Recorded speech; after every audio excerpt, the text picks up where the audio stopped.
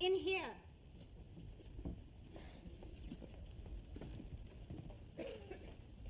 Would you put them over there? Thank you very much. That's very kind of you. Not at all. A pleasure. Well, if there's nothing else I can do for you, I will be shooting off. Let go.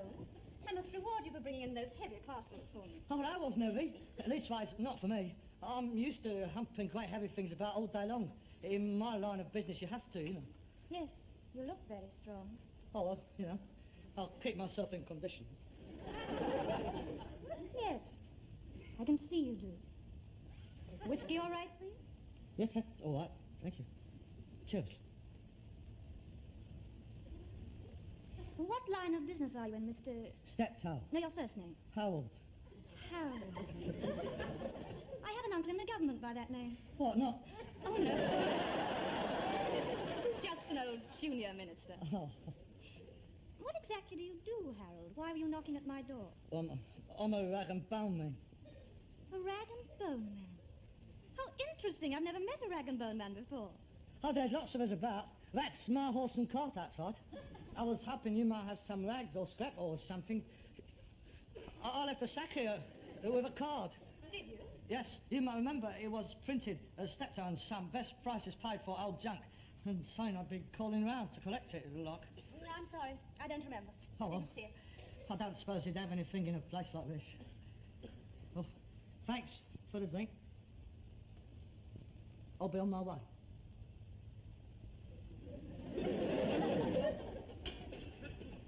Just a moment. I must have something that would interest you. Why don't you help me look for it? Oh, well, it's a bit late, and I haven't got much time. See, it's getting dark, and I haven't got any lights on the cart. Then why don't you come back when you have more time? A lot more time. Yes. Well, I could do that. I could always call back.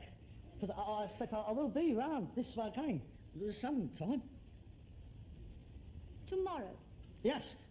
Yes, I could call back again tomorrow if you think there's a chance of something. I would say there's definitely a chance. That's swell. I wouldn't be much out of my way because I could easily drop by because I have to pass by this way. Good.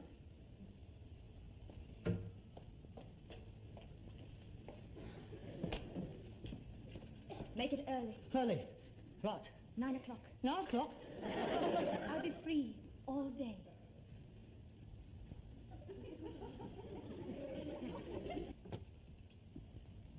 Nine o'clock. I'll be waiting for you.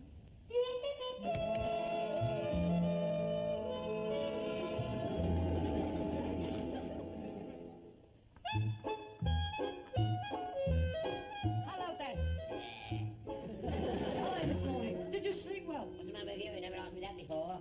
Oh, it's always the first time for everything. Did you sleep well? No, I didn't. My leg was playing me up. Oh, what a shame. You must take care of yourself, Dad. I'll get some more of that horse liniment while I'm up. Oh, it's a lovely day today. So I say. You sound very happy this morning, I'm don't always you? happy, Dad. That's a laugh. You can trip over your face when you come down in the morning. What's come over you? Well, it's a lovely day. You can't be miserable on a day like this. Well, I got your breakfast ready. Don't worry about it, Dad. Well, you're usually not up as early as this. You usually drag it out at the last minute. Don't worry about it, Dad. You've got enough to do. I'll get my breakfast out. You're not going out in the car. Yeah, of course I am. What do you ask? You're not going out in the car dressed like that, are you? Well, yeah, why not? Well, it's a bit daft, isn't it? Going out collecting rags and bones with the best suit on. Well, I'm a creature of impulse. I mean, I just felt like a change. You get fed up with being scruffy all the time, you know. Well, the horse won't recognise the that's for sure. And he won't be happy about going out at this time of the morning. He's used to you trolling out about 11:30. Don't expect you to wait yet. Ah, thank God. Get some early morning air into his lungs. A nice crisp morning like this. Get the old steam belching out of his nose. Clear his lungs up a bit. Doing good.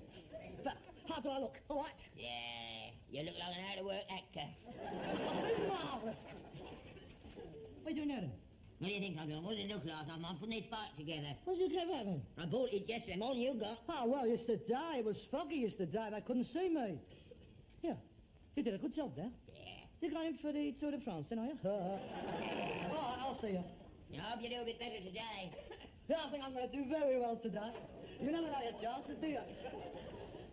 And go in to the Chandlers and get some more hay. More hay, beep, beep, beep, beep, beep, rot, rot. And don't be like that. No, I don't overdo it. Now relax, Dad. Stay loose, Dad. And look after that leg.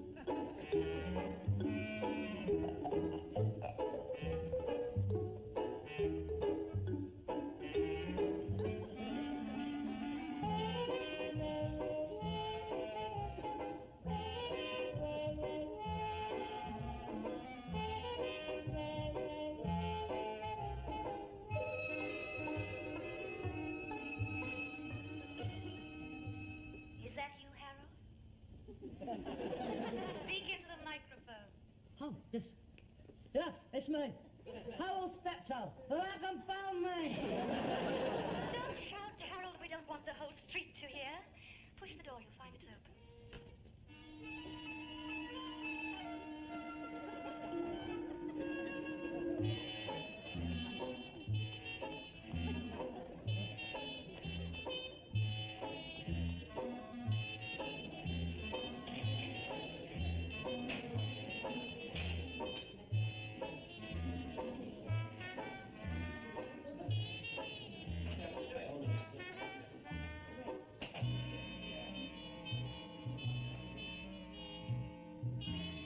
Go straight into the lounge.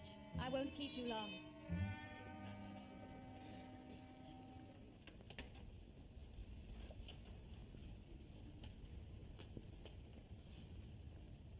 Good morning.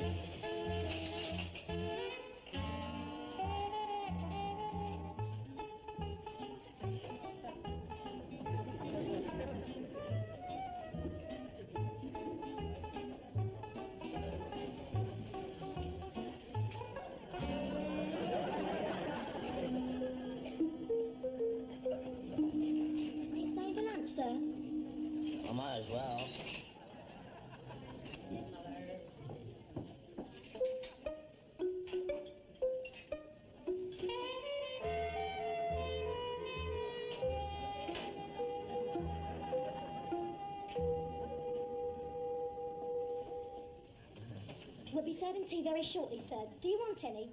Aye. What? It's tea time. Do you want anything? Tea time? What time is it then? 4:10. 4:10?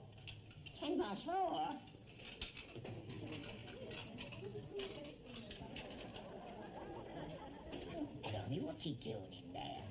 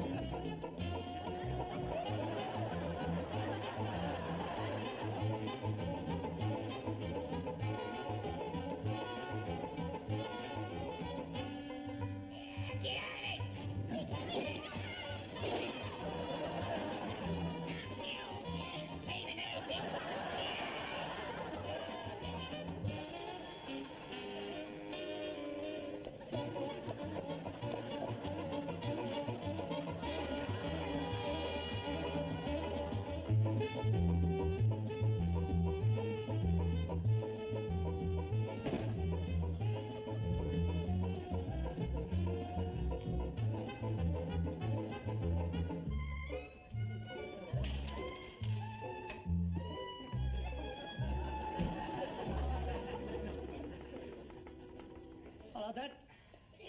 Still on, David? Looks like it, don't it? Having trouble with it? No, I think I can manage. You never get that thing on the road, mate.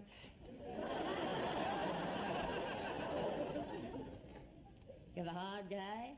Oh, yes, terrible hard day. Full go. That's it all the time I was. I can imagine.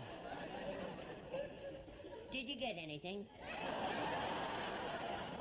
Junk, I mean. No, I didn't. It's very quiet. I didn't get anything at all. You looked, I suppose. Of course I looked. I've been all over the place. Very slack, though. I never known things so slack. We may have to close the gates soon. So you didn't get anything at all? No. Oh, well, I expect you'll be wanting your tea. You must be tired out after all that hard work. Oh, I'm pretty not tired, Dad. You know how it is. It's very tiring, especially when you don't get anything. It's very worrying. Yeah, I know.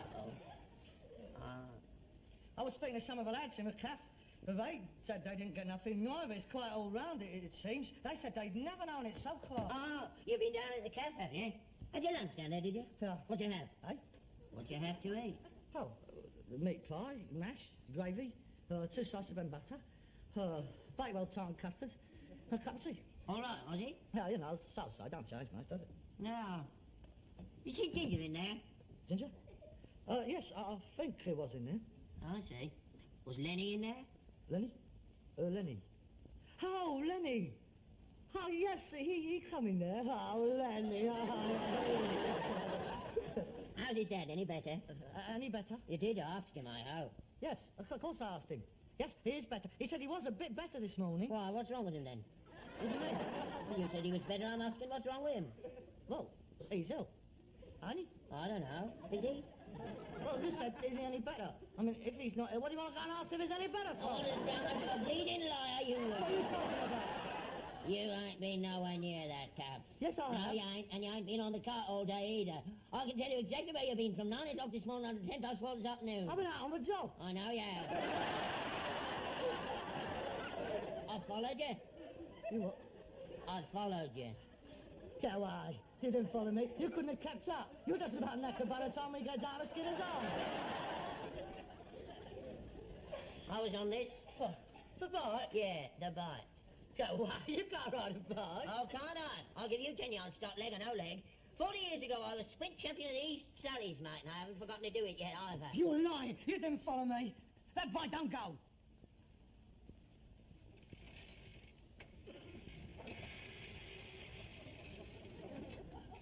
I saw all? You're outside that house all day in the house, all standing outside shivering. We were looking for junk in there. Liar! Yeah, there was a lot of stuff in there. We were sorting it out. 7 hours you were in there. Yes, well, I was pricing. I mean, you know how long it takes to price it. I mean, they're having a sort out. They're clearing out. I'm going round tomorrow to collect it. You ain't got nowhere near there.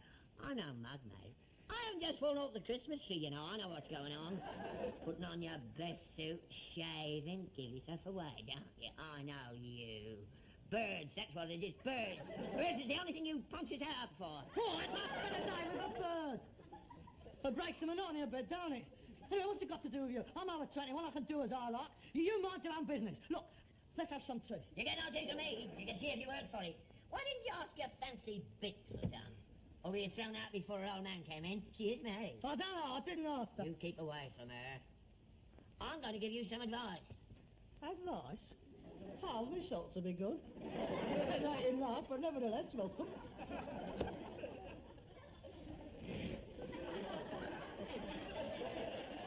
Oh, come on then, let's hear it. Lord Chesterfield's letters to his son. Let's hear these pearls of wisdom. Son, I'm older than you are. Marco. I wish you had told me that when I was a boy. What a difference it would have made to my life. My dad is older than me. Listen to me. I've seen a lot more of life than you have. And I'm telling you, no good can come of this. Well, it's done me a lot of good already. To restore my self-confidence for a start. It's very nice to know the birds still fancy when you're pushing 40. Maybe when I'm as old as you are and past it, I shall start moralising and tut-tutting, but at the moment I've got no complaints. I'm not moralising, I'm trying to explain something to you. There's nothing to explain, Dad. I'm just still desirable, that's all. Listen to me, Harold. I know what I'm talking about. This bird, she lives in a posh house. She's not a bit of old brass. Have you stopped to ask yourself why a bird like that should fancy a load of old tat like you? That's a nice thing to say about your own son, isn't it? A load of old tat. But unpolished diamond may be. Now, you know what I mean. She's got the pick of the land. Why bother with you? She fancies me, that's all. Yeah, she fancied me for myself. It made no difference to her, me being a rag and bone man. Yeah, you great bird. She fancies you because you're a rag and bone man. Well, what's that supposed to mean? She don't fancy for yourself. She fancies you because you're common. Oh, look, you've a lot to learn. If you think anything's going to come out of this, you're going to be hurt. She won't want to know you in the morning. She's had a bit of fun. She's been amusing herself with you, can't you see that? Well, I've been having a bit of a giggle myself. It goes deeper with that than you, don't it? I know you. You've been waiting for something like this to happen. You've given up trying to get out of this business on your own steam. You're hoping for some rich woman to come and take you out of it. Well, they won't. I don't want to see you hurt, Harold. I've seen it all before. They're all the same, these rich birds. Their old man goes away for the day. They're bored. They've tried everything. They're jaded. They're looking for something new and exciting. So they have a dabble with a bit of rough. Don't keep calling me a bit of rough. That's what it is, isn't it? That's what it is. You're a plaything. Don't you see that? A new toy. It's not like that at all. She respected me. We just didn't sit there snogging away for 7 hours. But we chatted, but we talked about life and books and politics and culture. Oh, yes, I taught her a few things she didn't know. Politically naive she was. I sorted her out there. Another couple of visits, she'll have the old vote Labour posters up in the window. Your turn knocked out by you now, is it? Oh, blimey, you don't half think a lot of yourself, do you? You're full of yourself, ain't you? Well, listen to me, mate. Now, listen carefully to this. This is the voice of experience talking. Oh, God. When I was your age, I was better looking than you are. Naturally, you were taller as well, weren't you? Yeah, well, I wasn't. But I was wiry with it. And I've still got more bleeding hair than you have, see? Anyhow, I was a bit of a goer on the quiet. You didn't know that, did you? Oh, yes. I've seen that photo of you in the soy and the Oxford bags. Very sexy. Standing beside a shower bank, 1 foot on a crate of brown ale. Very dashing. I was very dashing. Even though I say to myself I was a fine figure of a man. I haven't always been old. I've had me moments. Didn't start with you, you know. You listening? Oh, God, I can hardly wait. All right, then. This is the point. Birds like this one never left me alone. All the ladies was after me, and there was more of them in those days. All them big squares in London. There was houses then, not bed-sitters, with maids and butlers. I used to go round them streets. Belgrave Square, Wilton Crescent. I used to ring the old bell and bawl out me cry, and they was hanging out the windows, they were. It's an occupational hazard, rich birds. I see. All these young guards officers in the blues, they're all honourable fit Steptoes. Is that what you're trying to say? No, I'm not. Don't you be vulgar. I'm only trying to open your eyes. Nothing like this has ever come across you before. It's happened to me every day. It happens to all the lads. You just got to take it in your stride. Burden around fancies you? Right. Fair enough. Part of the business. But don't let it go to your head. Don't hang around. Don't, for heaven's sake, hang around. Move in, move on, move out. There's always another house next door. You've always had a nasty tendency to caution everything, haven't you?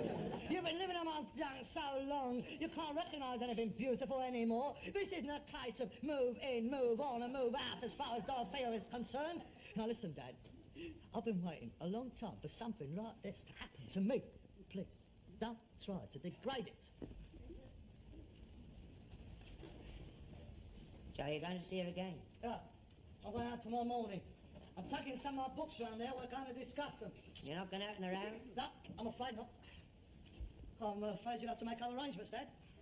Oh, I'm not saying that this is going to be the end of Steptoe and Son. Please, not yet. We'll just have to wait and see. But if Dorothea and I find that we have the basis for a durable union, we may decide to shack up together. But that's all in the future. Listen. Now, listen, Dad, please. We're both grown-up people. We know what we're doing. We went into this with our eyes wide open. We know we may be starting something we may not be able to control, but that's the way it's got to be. I think Dorothea expressed it perfectly when she said, Harold, in this age of atomic uncertainty, we must grab our happiness where we can find it. Oh, God blimey. It's what the French call it a liaison dangereuse. But then life's like that. It's total war, Dad. You've got to go along with it. And it started this morning on our doorstep. The dike has been breached, Dad. And all the talking in the world can't stop the deluge of passion. It's opened up. Until 4:10 when our man gets back home. No, I told she is married. So now you know. If it's a mockery, she hadn't seen him for 5 years. She told you that, did she? He was a brute and a bully, but they had nothing in common. It was all a big mistake. She was young. She didn't know what she was doing. Would you deny her a chance of happiness? What, with you? You're joking. What? Let me take you out of all this, my darling, and come and live with me down in my junkyard. She spun you a right yarn, ain't she? I never heard such a load of old codswallop in all my life. You walk in that place tomorrow and you'll come shooting out that front door with all your books off you. She probably won't even recognise you. We shall see. We shall see. Now, what shall we talk about tomorrow? Who shall I introduce her to?